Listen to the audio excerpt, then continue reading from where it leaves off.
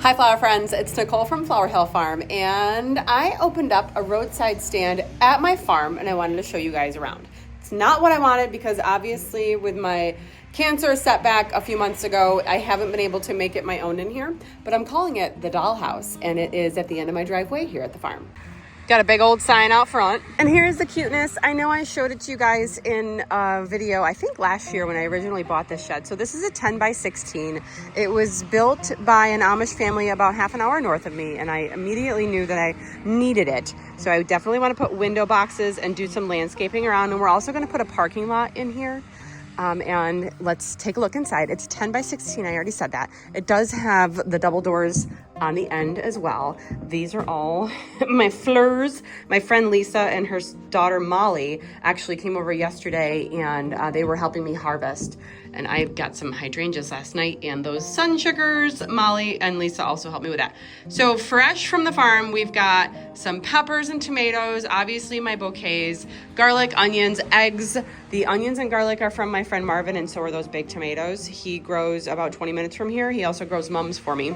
But the rest of the stuff is from my farm. We've got eggs, obviously. This is the mojito mint that I'm growing. It's so good. And then I have basil that I grew in my raised beds up in the garden section, which you can see. We'll go out the window. You can see, okay, so there's the Jerusalem artichokes, and then there's the garden area, and then there's where all the cut flowers are inside that fenced-in area. So then my friend Amanda has a beautiful company called Maplewood Baking, where she makes amazing sourdough, and she makes scones, and these are Amanda's famous English muffins. They're so good, one of my favorite things to have for breakfast. But she makes much more than this. But because this was my first weekend opening, we wanted to keep it small and make sure that I didn't have too much too soon. Been open about an hour. We've already had half dozen customers, which a couple of my regulars and then a couple that have never been here before. So that's amazing.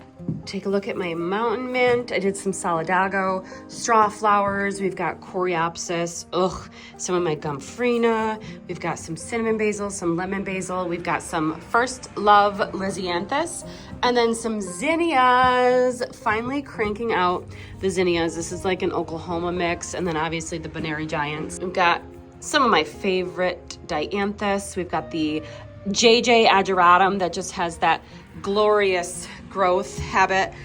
And then for the first time, I'm growing this didiscus.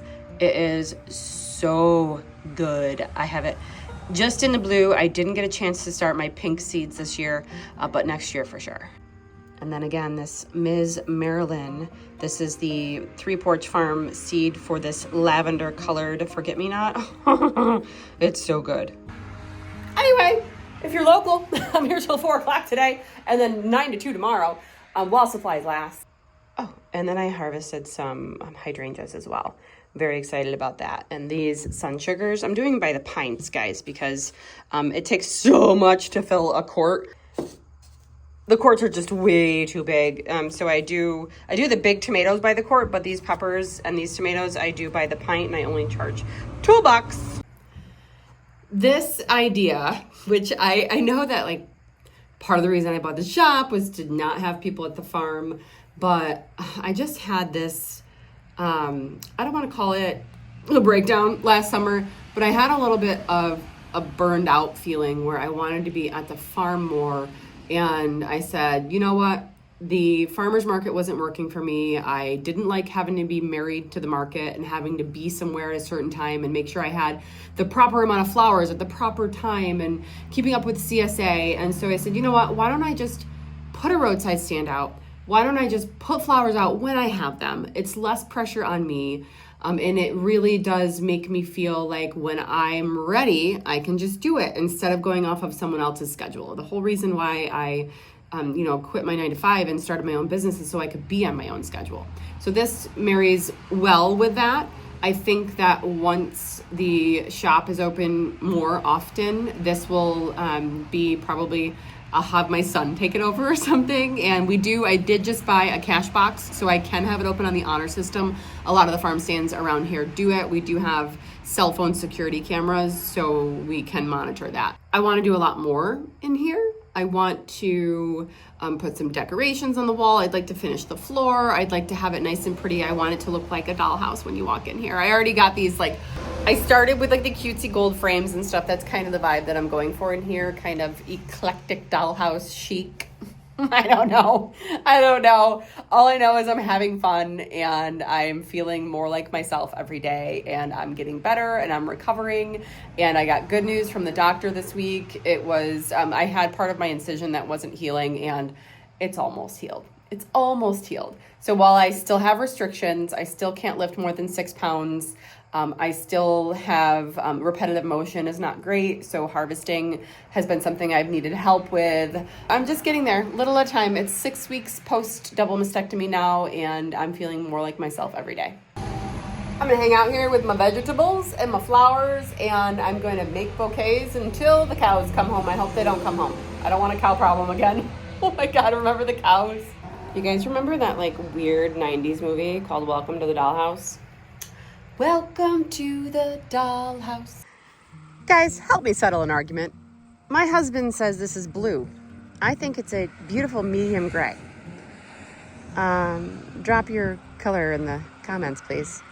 What color is the dollhouse? Welcome to the dollhouse. Okay. I'm going to get back to work, which includes editing this video. So we'll see you soon. Okay, I know color catches differently from different angles, so I'm walking around the dollhouse, man. Which, by the way, I'm totally gonna put like some barn thing. What are they called?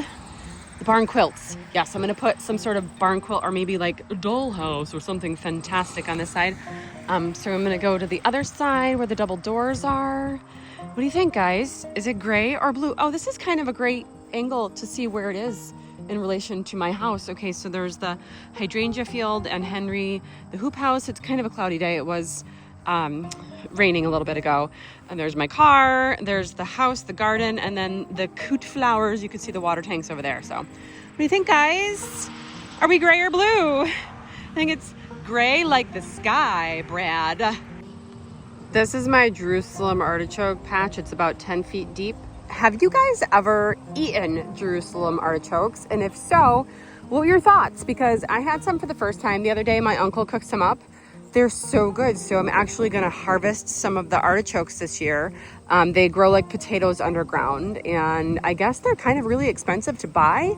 I just happen to have them growing here like crazy, and they just keep multiplying. So not mad about it. And bonus, you can use the tops as cut flowers. Woohoo!